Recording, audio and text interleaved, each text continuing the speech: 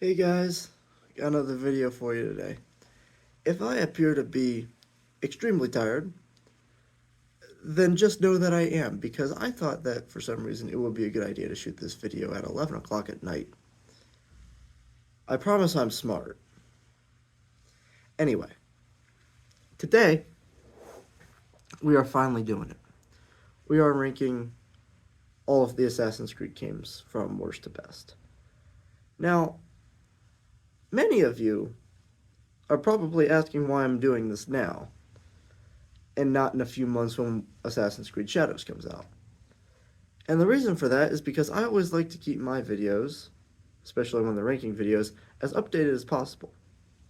And that would not be possible if I made a video ranking all of the Assassin's Creed games and then didn't include Assassin's Creed Shadows. And the reason why I wouldn't be including Assassin's Creed Shadows is because I do not plan on playing it at this time. The absurd rates they're charging for people who want to pre-order and all the cash grab options that Ubisoft is implying here are so much so that I don't plan on playing this game. I'm not necessarily saying I won't ever play another Assassin's Creed game. I very well might play Hexe. But as of right now, I'm not playing Codename Red, or Shadows, I guess it is now. And if you think that's a weird thing to say, go right ahead, but the ratios on the trailer would agree with me. Additionally, I will not be ranking Assassin's Creed Rogue. Why? Well, because Assassin's Creed Rogue is not a game I played. Nor do I intend to play it, because I've heard it's a lot like Black Flag, which is a game I did not enjoy. So I will not be ranking Rogue because it would not be fair because I did not play the game. Alright. And right before I get started, I just want everyone to stay nice in the comments, because my videos don't get a whole lot of views, but I do know that if there's any place people are going to get toxic, it's in the comment section of an Assassin's Creed ranking video. So, let's get started. Coming in last at number 12 is the famous, or infamous, for me infamous, Assassin's Creed Odyssey. Oh my god. This game misses the mark in just about every way it could. It has a bloated RPG map with crazy amounts of side content that doesn't matter, copy and paste territories, and a grotesque leveling system that makes me want to stab myself in the eye every time I play the game. It has a repetitive mission structure that does not make me care at all about the characters. The protagonists are boring, they do not contribute to the story at all. This game is just a train wreck in every conceivable way, and the fact that so many people love this game astounds me. I'm not going to go too in-depth about it because I don't want to trash on the game too much, just because that's a video I could save for another time for my retrospective on Assassin's Creed Odyssey, which I probably will be making at some point. Alright. Now that that's done with, let's go to 11, which is Valhalla. Again, not going to spend too much time on it. Valhalla suffers from a lot of the same things Odyssey does. The repetitive mission structure, the way too long game, microtransactions that make you want to just fall asleep right then and there. Just like everything that you can criticize about Odyssey, you can criticize with Valhalla. The only better thing about it is that at least it feels a little bit like an Assassin's Creed game, which is the bare fucking minimum, but it does slightly feel like an Assassin's Creed game. Alright. 10 is Origins. Origins, it suffers from pretty much everything that the other two do, and the main reason I'm putting it slightly higher than those is because it does have a very good story. It tells a very good origin story on Bayek and how the Assassins came to be. However, the gameplay, mission structure, leveling system, all that, many of those same criticisms that were applied to those other games can also be applied to Origins, which is why it's not higher. Alright. 9 is Syndicate. Syndicate, for me, is the beginning of the end for Assassin's Creed. Why? Well, because of the fact that it was the first one to introduce a leveling system. It was the first game to stop prioritizing parkour. It was the first game that didn't take itself seriously. It was the first game that Quebec truly messed up. It was the first thing to do a lot of things that led Assassin's Creed to be where it is today. And I just can't forgive it for that. The rope launcher was pointless. It completely eliminated any reason to use parkour. The leveling system was bad and janky and very intrusive. The characters were a joke and seeked only to make a mockery of Assassin's Creed, and just everything about this game just doesn't do it for me. Alright, here's where we get controversial. Number 8, Black Flag. Yeah, I'm gonna get skewered. But basically, the reason I don't love this game is because of the naval combat. That I don't like ships. I don't like ship combat, and that's what this game primarily is. And there's a number of other smaller criticisms that I could apply that aren't really relevant to my argument. The main reason I don't enjoy Black Flag is because of naval combat. Again, lots of other things I can criticize, but I would probably like the game, regardless of those criticisms, if it actually didn't focus so much on naval combat. But I just don't like being a pirate. I just really don't. And I know some people don't like my opinion, and that's fine, but you can't tell me I'm wrong because I don't like how something works. Alright, number 7 is AC1. Why? Because it's fine. It does a lot of things right. The parkour was slow, but it did what it had to do. It was completely player agent. It did everything that you could expect, and it was a really good groundwork that led the Ezio trilogy to sort of expand on that same system. The mission structure was a bit repetitive, and the cutscenes were not the best. You can tell quite easily that this game has not aged the best, but regardless of those things, it is still a very strong entry that is definitely better than the other ones I've mentioned. Number 6, AC Mirage, the most recent entry of Assassin's Creed. Mirage is an interesting one to me, because in my mind, it misses the mark on a lot, which is why it's not higher. But there's a couple things it does really well that makes it shine in my eyes. Well, 2. Number 1 is story, mainly its length.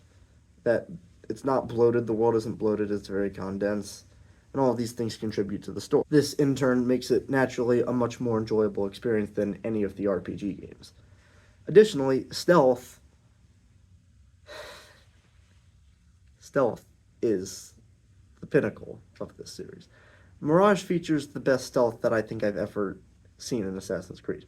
And it's encouraged because the combat is ass, sure, but the stealth is just so good. You get this assortment of tools, you get Assassin's Focus, which adds so many layers, you get smoke bombs that are greatly used, all the other tools, as I said. The throwing knives, the blow darts, all that being brought back was great, and it also felt like an Assassin's Creed game, which I really loved. It was the first time we played as a protagonist that was actually an assassin or hidden one at this time, and it actually felt real. Now, the reason it's not higher is because a lot of the other things can still be applied to it. There's still microtransactions, even though they're greatly dubbed down. The parkour is still bad. The cutscenes are awful. Something like, that's my biggest criticism. Well, maybe not, but it's one of my biggest criticisms of the game because they don't use motion capture. And because of that, every cutscene is super automated. And the graphics just don't hold up to what you'd expect to see from a game made in 2023. With that said, I still find it to be a very strong entry considering what we've gotten in recent years. Alright, number 5. This is getting into the Assassin's Creed games that are actually good. Number 5 for me is Unity. Unity is a love-hate relationship for a lot of people, and I get that. Because the combat hardly ever works, like, at all. Primarily due to the shooting system, that when you, like, say, it's based on the arrow system, where it's like they are pointing at you, right? And then, like, the thing fills up, and then when it fills up all the way, it lights up, and then you get shot. The problem is that it never works correctly. First of all, in order to successfully dodge a bullet shot, you need to be able to press the dodge button, which is fine if it's actually consistent. The problem is that in order to press dodge, you need to be in combat. In order to be in combat, you need to have someone nearby you. So you can't dodge bullets unless there's someone nearby you, which is ridiculous because you're not utilizing that person every way. If you're getting sniped and there's no one else nearby, you just have to hope they miss, which, by the way, they don't. Additionally, the consistency at which the bar fills up is bad. Sometimes it won't fill up all the way and you'll still get shot. Occasionally it'll fill up immediately and you'll get shot. Occasionally it'll fill up fast and it'll light up for a few seconds and then you'll get shot. Sometimes it'll wait until after you roll and then you'll get shot. Sometimes it won't appear on your belt and will only appear on the corner of the screen, which makes it very easily not easy to find. Sometimes it will only show up over the enemy's head and not on your screen, so if you're not facing them, then you're just screwed. And sometimes it won't show up at all and you'll just get sniped out of nowhere. You see the issue here? It's not the best. However, the combat system in and of itself with the parry system, it's a bit dubbed down from what it was in previous entries, but I still love it. I think that the animations are great. I think that it's difficult, but if you get the hang of it, you could get really good really fast, and I love that. The stealth is great.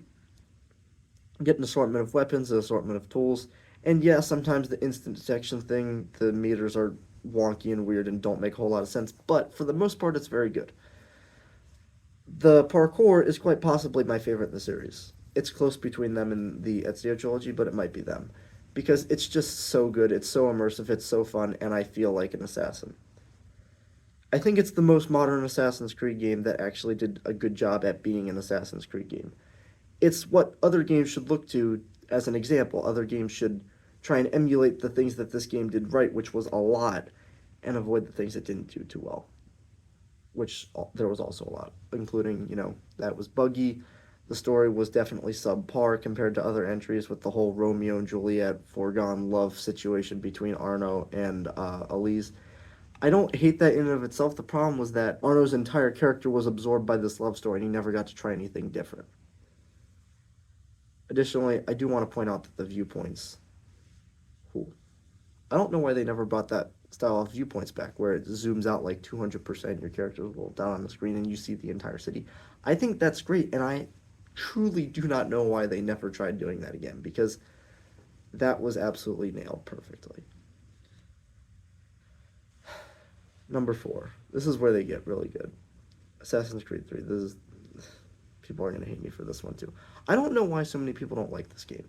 I think it has something to do with Connor's character. A lot of people say he doesn't have a character, or that his character doesn't grow, or that they don't like the nature of how his story unfolds.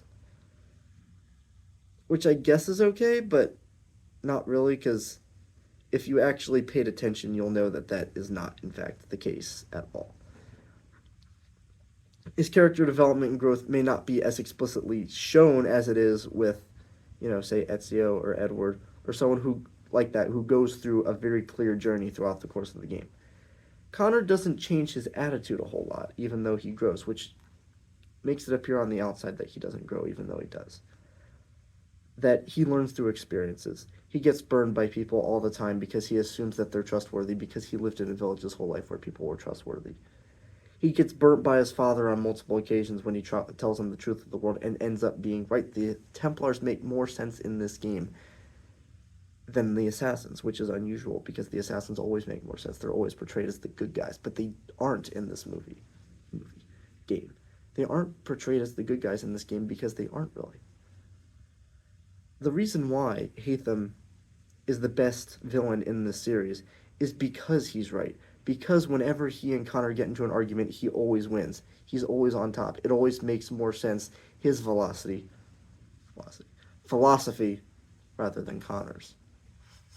Which is why it's important to acknowledge that his character is extremely important to Assassin's Creed, and I don't know why they never brought someone like him back. Additionally, the combat was the best in the series by far. The whole human shield system, the various different animations, the total badass feel of it, while still also having to have skill. It was all greatly immersive, and it was amazing. Parkour pathing was granted slow and not the best, and the city wasn't built for parkour. However, these things aren't really deal breakers for me, because the combat and the story, in my opinion, were just so good that it doesn't matter. And this game will always hold a special place in my heart, partially also because it's the first Assassin's Creed game I ever played. And so, it's always going to be there with me. Alright. This is where it gets really hard. The Ezio games are the top 3 movies in my list, and they always will be. And while I'm ranking them this way today, it really all depends on how I'm feeling that day. Sometimes Revelations is my favorite, sometimes Brotherhood is my favorite, sometimes AC2 is my favorite, but it really depends on the day. These games flip-flop as to which one is my best all the time because they're all so good and they're almost equally good in different ways. But today, number 3 is Revelations. Revelations is an interesting one because it wraps up Ezio's story, and while it doesn't have the depth or, world building or length of story that we got in the first two games, it is bittersweet that we see the end of Ezio's journey, and obviously he doesn't die until Embers, but he puts down the Hidden Blade. And it just feels great. I almost teared up, I think, the first time I played this game, because at the end is so powerful when he just says, I've seen enough for one life. Puts down all of the stuff, locks the apple back away. Because he realizes that Altair gave his entire life to the Creed, and that he doesn't want to go down that path, that he wants to live for himself for at least a little while towards the end of his life. And that was artistically done. Additionally, the animations were brutal but amazing. They were only increased from what we saw in Brotherhood. The parkour was just as good as the first two. Well, maybe not just as good. I didn't love the hook blade, but for the most part, it was just as good as the first two games. And on top of that, it boasted a killer soundtrack, possibly the best one I've seen in Assassin's Creed. Well, that's actually probably AC2. But the purpose is of this game to wrap up Ezio's story, and in a way, set up Desmond's story for Assassin's Creed 3, which I just love that. Alright, number 2 is AC2. Phenomenal soundtrack, phenomenal characters, phenomenal story, phenomenal world building. This game hits in every way. Every single way. There's very little I can criticize other than the combat is, while good, not quite as strong as the other two, but that's okay, the game was still developing.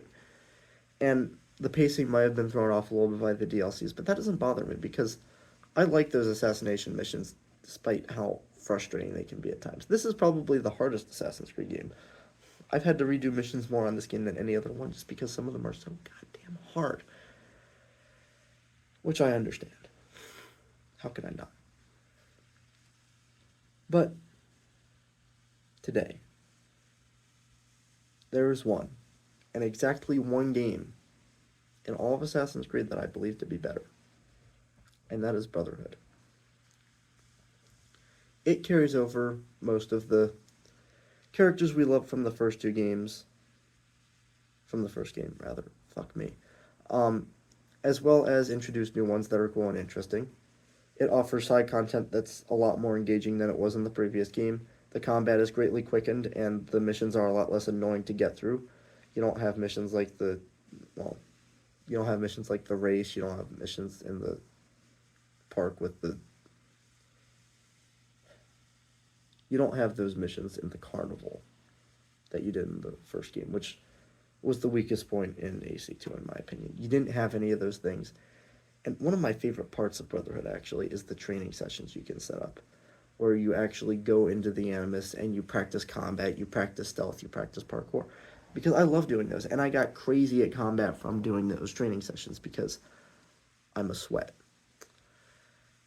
Additionally, I love the Brotherhood system, the fact that they actually introduced a system where you could call in assassins to do your dirty work for you. I don't know why they got rid of that after Assassin's Creed 3. I really don't know why that happened, because it was a great mechanic that they should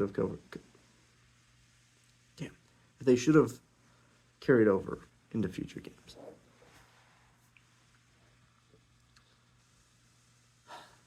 Alright, guys. It's been a long ride. It's about all I got for you today. Feel free to leave your list down in the comments. Feel free to, respectfully disagree with my opinions. Don't turn into a shouting competition, because I know it's going to happen, but I don't want it to, because I know how this works. If you want more information on why I don't plan on buying Shadows, just feel free to ask me now in the comments. I'll probably respond because I always respond.